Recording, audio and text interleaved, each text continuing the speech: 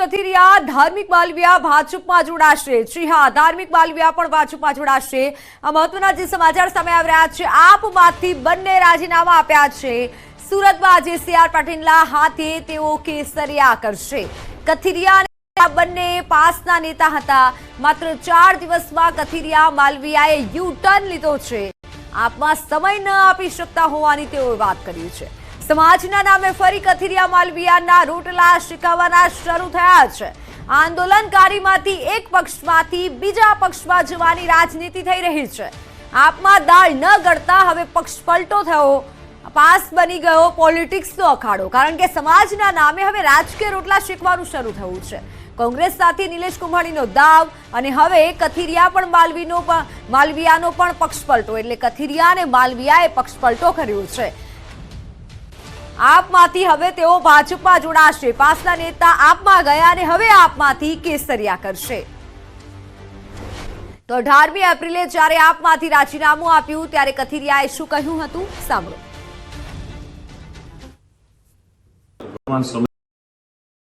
Election પછી અમે ખૂબ કામગીરી ઓછી છે અને જવાબદારી પણ ઓછી નિભાવતા એટલે જવાબદારીમાંથી મુક્ત થયા છે અને પાર્ટી ત્યાં કોઈ પણ વ્યક્તિને મૂકીને પાર્ટી પોતાની કામગીરી કરી શકે એ માટે મુક્ત થઈ।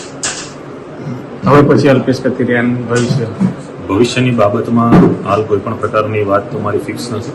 આગામી દિવસોમાં લોકોને, વડીલોને અને અમારી ખાસ તો ટીમને મળીને પછી નિર્ણય લઈશું। ભાજપમાં જોડાઈ રહ્યા છો? નહીં, હાલમાં કોઈ પણ પ્રકારની બાબત નથી। રાજીનામું આપવાનું કારણ? રાજીનામામાં ખાસ કરીને અમે ઘણા સમયથી નિષ્ક્રિય હોઈને પાર્ટીને પૂરતો સમય ન આપી શકતા એટલા માટે। તો ભરૂચમાં મતદાન જાગૃતિ અંતર્ગત થર્ડ જેન્ડર માટે જાગૃતિ કાર્યક્રમ યોજાયો। નાગરિકોની ભાગીદારીતા વધે અને મહત્તમ મતદાન થાય તે માટે ભરૂચ જિલ્લા વહીવટીતંત્રએ પ્રયાસો હાથ ધર્યા છે। જિલ્લા ચૂંટણી અધિકારી અને જિલ્લા કલેક્ટર અને અસ્મિતા વિકાસ કેન્દ્ર ત્રાસલાના સંયુક્ત ઉપક્રમે આ કાર્યક્રમ યોજાયો। તમામ થર્ડ જેન્ડરે 100% મતદાન કરવાના શપથ લીધા। સાથે તેમણે કહ્યું કે તેઓ જિલ્લાભરમાં મતદાન જાગૃતિ માટે અન્ય નાગરિકોને પણ પ્રેરિત કરશે। કલેક્ટર તુષાર સુમેરાએ કિન્નર સમાજની પ્રેરણાસભર કામગીરીને બિરદાવી હતી।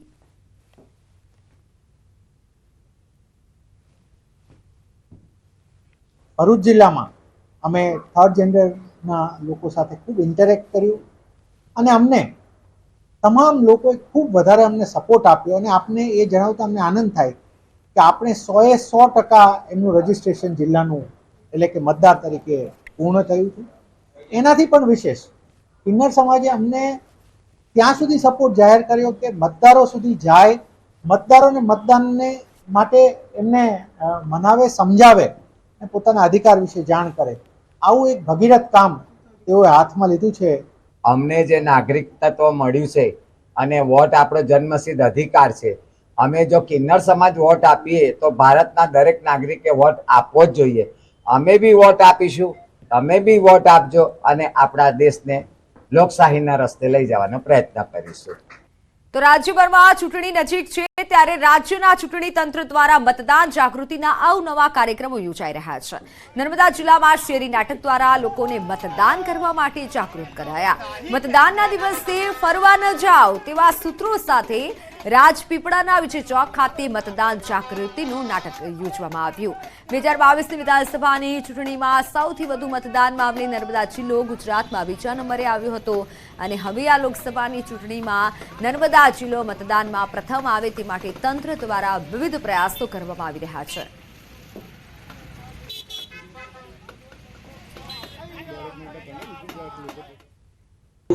મતદાન ખાસ કરીને કેટલાક લોકો એવું સમજે છે કે મતદાન હોય એટલે રજા હોય, મતદાનના દિવસે રજા હોય એટલે લોકો ફરવા નીકળી જાય, લોકો લહેર કરવા નીકળી જાય, પરંતુ મતદાન કરવું એ આ દેશના દરેક નાગરિકની ફરજ છે।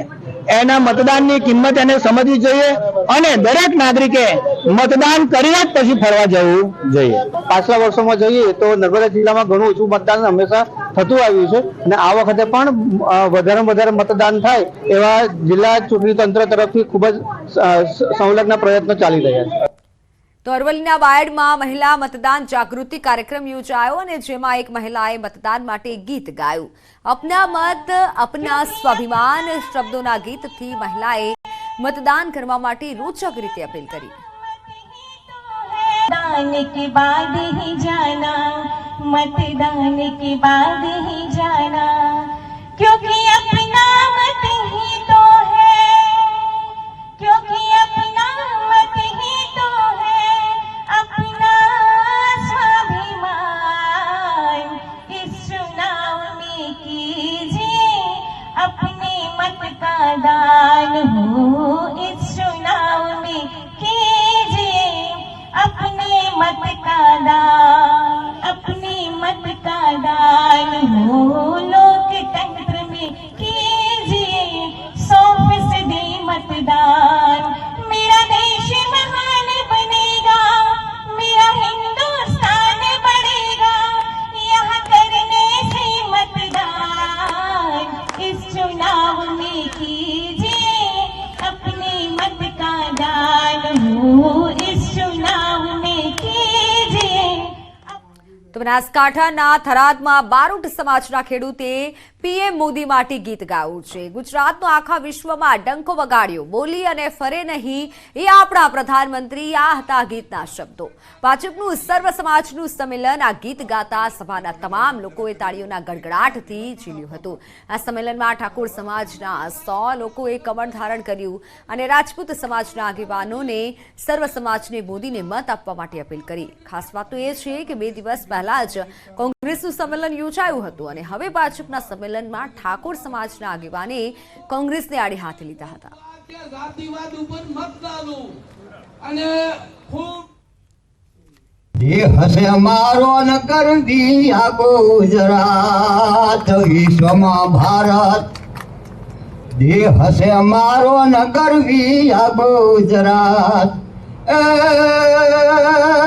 દામોદર નો દીકરો ઈટો આ નરેન્દ્રયાનું નામ હીરાબાનો હીરલો હાસો વિશ્વમાં પડે ન પાસો. ભારતનો પ્રધાન બંકો વગાડ્યો છે વિશ્વમાં ડંકો. આ સરદારજીનું સપનું હતું ને અખંડ ભારતનું જેમ સરદાર કેરું. આ સ્વપ્ન હતું ને અખંડ ભારતનું જેમ. ગુજરાતનું આ ગૌરવ ધારી આ કયા કામ તમામ બોલીને બીજો ન બોલે. તો નવસારીના લગ્ન પ્રસંગમાં રાજકીય માહોલ જોવા મળ્યો અને વાસદા ટાઉનમાં લગ્ન પ્રસંગ પૂર્વે યોજાયેલા સંગીત કાર્યક્રમમાં ધવલ પટેલના ગીતો પર લોકો ઝૂમી ઉઠ્યા. એક જ ચાલે ધવલ પટેલ જ ચાલેના ગીતો પર લોકો નાચ્યા હતા. વાસદામાં જુદા જુદા પ્રસંગમાં બંને રાજકીય પાર્ટીના ડીજેના તાલે ગીતો વગાડી મતદારો સુધી પહોંચવાનો પ્રયાસ થઈ રહ્યો છે.